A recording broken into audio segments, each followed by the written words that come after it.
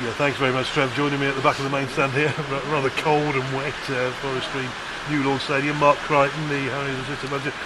Creighton, that was a performance and a half for Harriers to get a win like that. It was maximum effort from our boys today, which is what we asked for prior to the game. They stuck to their task admirably, to be honest. The only disappointing side for it is where you have to look at the goals we conceded, which were poor. But given the fact that we've obviously lost Josh, who's a big influence for us at set pieces,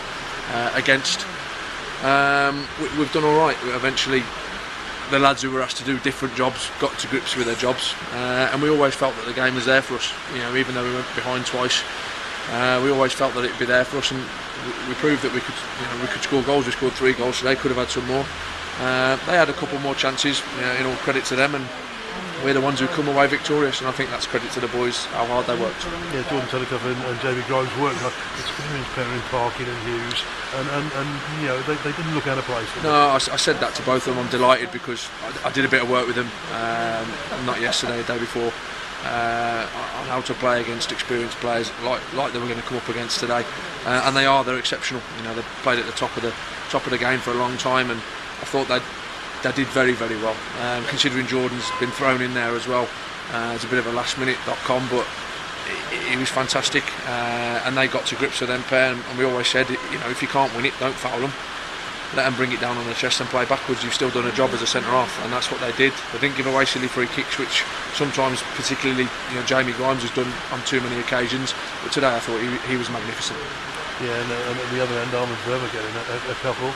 Yeah, he's not bad. Worth putting him back in the team, isn't he? I don't know how close it was. A couple of minutes before that, he put it in the net as well. But it looked tight for me. But I'm delighted that he's got over his illness and he's come back in the team and scored twice for us today.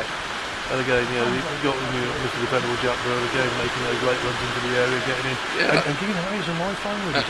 Exactly, and that's what Bernie's very good at, and we try and encourage, him and Callum Gittins in particular. We try and encourage them to make those runs into the box because, at this level, players do switch off, and that's exactly what's happened for Bernie's goal. He's not been tracked into the box, and then suddenly the centre half's looking around saying, "Where's he come from?" But it's too late by then.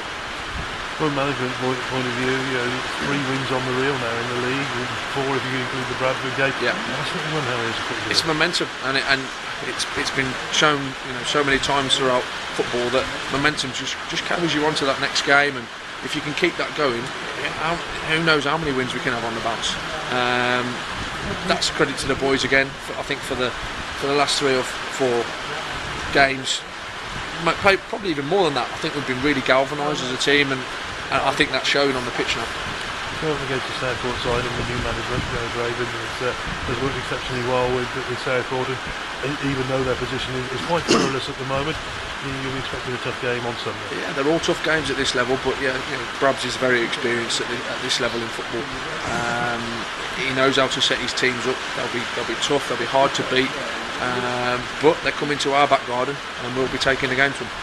I think it was a game early on in the season, Harriers feel that perhaps out of all the games, that was one that was really disappointing. Yeah, it was. I remember, the end of the game. I remember it clear as day. Just thinking, how have we not won that game by the chances we created?